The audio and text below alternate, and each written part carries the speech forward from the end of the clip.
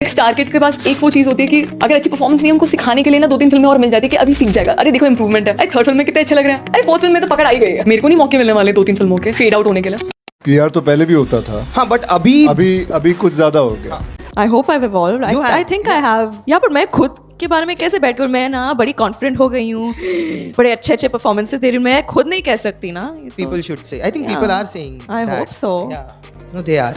पैसे खिला के बुलवा रही हूँ। दीपिका से लेकर आलिया तक, कृति से लेकर कियारा तक, आज हम उन फेक स्टार्स की बात करने वाले हैं जिनके ब्लड में ही पीआर विटामिन की तरह दौड़ता है। ये वो स्टार्स हैं जिनका कोई भी काम बिना पीआर के नहीं होता। इनका पूरा फिल्मी कैरियर ही फेक स्टारडम पर टिका हुआ है। हालांकि ये छपरी स्टार्स नहीं है, बट इनका फेक स्टारडम इन्हें फेक स्टार्स जरूर बना देता है। बॉलीवुड आज भी दिखावे में चलता है। यहाँ स्टार्स को सिंपल और रिलेटेबल दिखाकर प्रेजेंट किया जाता है। उनकी सिंप्लिसिटी को इतना हाईलाइट किया जाता है कि जैसे वो हमारी ही तरह स्ट्रगल कर रहे हो। लेकिन वेट, इनकी फेक रियलिटी इससे काफी अलग है। इन स्टार्स की रियल लाइफ और प्रोफेशनल लाइफ दोनों में ही जमीन आसमान का फर्क होता है। हर बार पीआर के दम पर इनकी हर चीज पुश की जाती है। कैसे एवरेज एक्टिंग को नेक्स्ट बिग थिंग बना दिया जाता है। फ्लॉप मूवी के बाद भी ऐसा दिखाया जाता है जैसे कुछ हुआ ही नहीं, और बस 2-4 अच्छे लुक्स देकर नेशनल क्रश का टैग दे दिया जाता है। और सबसे बड़ी बात कि इनकी हार्श रियलिटी सामने आने के बाद भी इनका स्टारडम गिरता नहीं है। तो सवाल यह उठता है कि आखिर ऐसा कैसे ये स्टार्स इतनी डार्क रियलिटी के बाद भी आज बॉलीवुड के टॉप परफॉर्मर बने हुए हैं। क्यों ये स्टार्स अपनी डार्क रियलिटी को हाइड करवा देते हैं? क्या कारण है कि चाहकर भी ऑडियंस आज इनका बॉयकॉट नहीं कर पाती? और सबसे बड़ा सवाल, क्यों ये स्टार्स अपने एवरेज मूवी के बाद भी बेस्ट एक्टर और एक्ट्रेस बने रहते हैं? क्यों आज भी कोई स्टार्स इनसे आगे नहीं निकल पाता?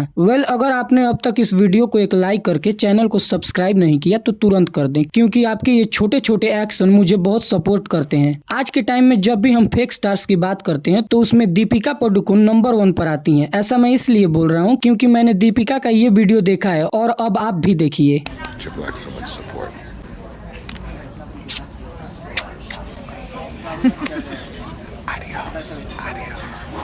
इतनी डार्क रियलिटी होने के बाद भी कोई एक्ट्रेस बॉलीवुड की क्वीन कैसे हो सकती है? कैसे वो एक्ट्रेस वुमेन एम्पावरमेंट को रिप्रेजेंट कर सकती है? दीपिका की इमेज को स्टार्टिंग से ही क्लीन दिखाया गया है, या ये कहें कि हमेशा से ही एक काम, मैच्योर और स्ट्रॉन्ग वुमेन की इमेज हमें दिखाई जाती है। उन्हें एक ऐसी एक्ट्रेस के रूप में प्रेजेंट किया जाता है जो क्लासी है, इंटेलिजेंट है और वुमेन एम्पावरमेंट को रिप्रेजेंट करती है।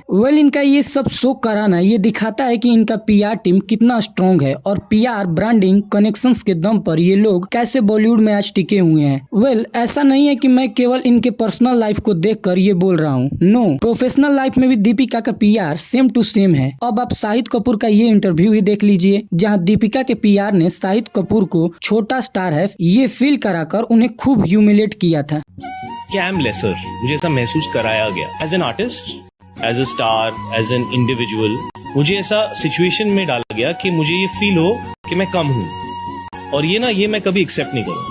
यही नहीं, अगर आपको याद हो तो वो संदीप रेड्डी वांगा और दीपिका की कंट्रोवर्सी, जहां दीपिका ने स्प्रिट मूवी को कुछ टाइम तक होल्ड करके रखने के बाद फिर लास्ट में उसे रिजेक्ट कर दिया था। साथ ही मूवी की स्टोरी के कुछ रेफरेंस को भी लीक करवा दिया था। फिर उसके बाद कल की पार्ट 2 को भी करने से मना कर देना। ये सारी बातें ये शो करती हैं कि कैसे दीपिका का dark unprofessional behaviour on notice हो जाता है उनके पीआर के कारण। इनफैक्ट कई बार तो ऐसा दिखाया गया है कि जब कोई कंट्रोवर्सी होती है या निगेटिव बात आती है तो फोकस को दीपिका के फेवर में शिफ्ट कर दिया जाता है, कभी किसी दूसरे टॉपिक को हाईलाइट कर दिया जाता है। ये सब पीआर स्ट्रेटेजी का पार्ट होता है जिससे पब्लिक का अटेंशन कंट्रोल किया जा सके।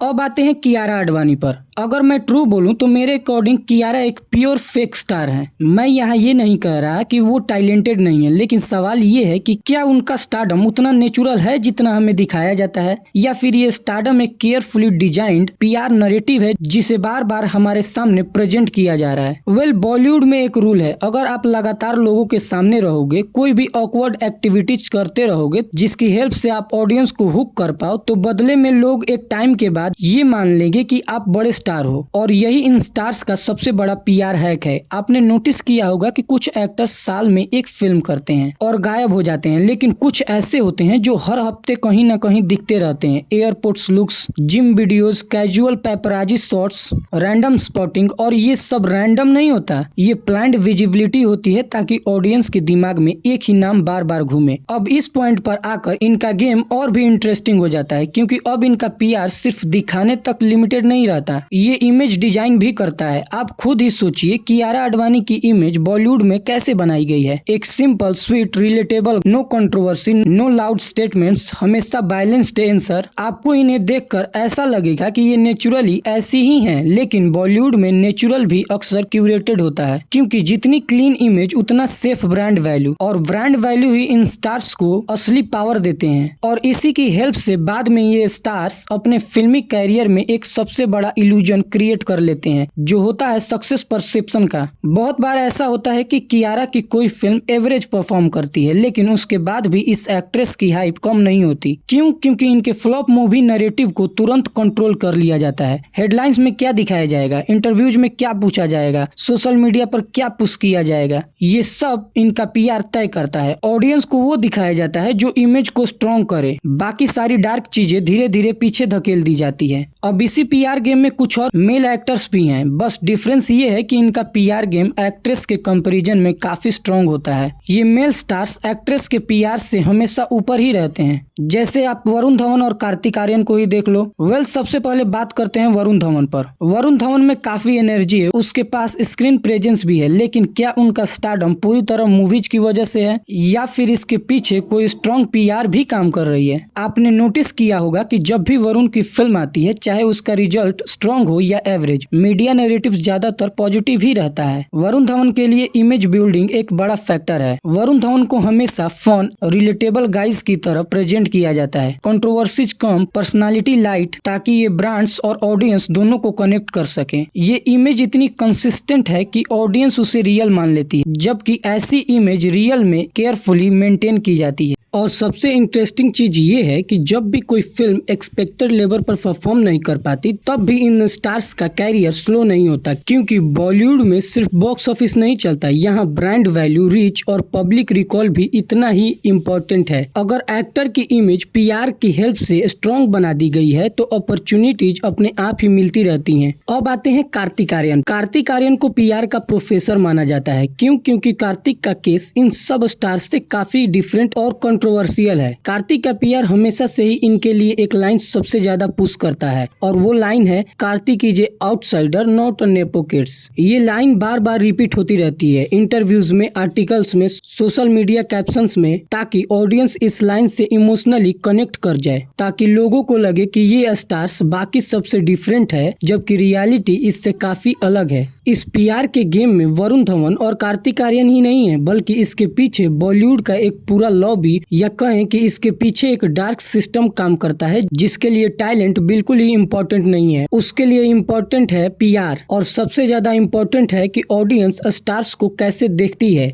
स्टार्स को कैसे ट्रीट करती है, और इसी परसेप्शन को बनाने और बचाने का काम पीआर करता है, क्वाइटली, कंसिस्टेंटली, और इतना नेचुरल और इतना स्मूथली कि आपको लगे कि सब नेचुरल है, जबकि रियलिटी में बहुत कुछ प्लान्ड होता है। अब आते हैं आलिया भट्ट पर। वेल, आप करण जौहर को तो जानते ही होंगे, वही करण जौहर जो Kangna, as per your experience, who has given you more unnecessary attitude in the industry, female co-stars or male ones?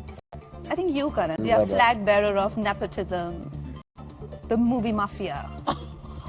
इन्होंने ही आलिया भट्ट को लॉन्च किया था, और इसमें शॉकिंग बात यह है कि आलिया भट्ट आज के टाइम में करण जौहर की लॉन्च की हुई सबसे बड़ी नेपो किड्स हैं। आलिया एक टैलेंटेड एक्ट्रेस हैं। कभी कभी आलिया की एक्टिंग लोगों को काफी पसंद आती है, बट प्रॉब्लम ये है कि इनकी ये एक्टिंग कंसिस्टेंटली वर्क नहीं करती। अगर मैं आलिया के कुछ हिट फिल्मों को हटा दूं, तो इनका स्टारडम किसी फेक स्टार से कम नहीं है। वैसे बॉलीवुड में आलिया के पीआर का मेन फोकस एक स्ट्रॉन्ग कंसिस्टेंट इमेज बनाने में लगा रहता है, है, like top actress, versatile performer, global face. ये लेबल बार बार इनके लिए रिपीट किए जाते हैं। आलिया के केस में भी कियारा आडवाणी वाला पैटर्न ही काम करता है। अगर कोई प्रोजेक्ट एक्सपेक्टेड लेवल पर परफॉर्म नहीं कर पाता तो डिस्कशन जल्दी शिफ्ट हो जाता है। Acting praise, upcoming projects, brand endorsement यानी फोकस रिजल्ट से हटाकर इमेज पर ले जाया जाता है। ये पीआर का बेसिक तरीका है, परसेप्शन को स्टेबल रखना ताकि आउटकम्स चेंज हो जाए। आलिया के इंटरनेशनल इवेंट में भी यही स्ट्रेटेजी दिखती है। जब भी वो किसी ग्लोबल प्लेटफॉर्म पर जाती हैं तो कवरेज उन्हें इंडिया रिप्रेजेंट करने वाली टॉप एक्ट्रेस के तौर पर हाईलाइट करता है। ये सिर्फ इवेंट नहीं होता, ये पोजीशनिंग होती है ताकि डोमेस्टिक ऑडियंस को लगे कि ये ग्लोबल लेवल पर इंडिया का फेस है और ये नैरेटिव बार बार रिफोर्स किया जाता है। एंड लास्ट में आती है कृति सेनन।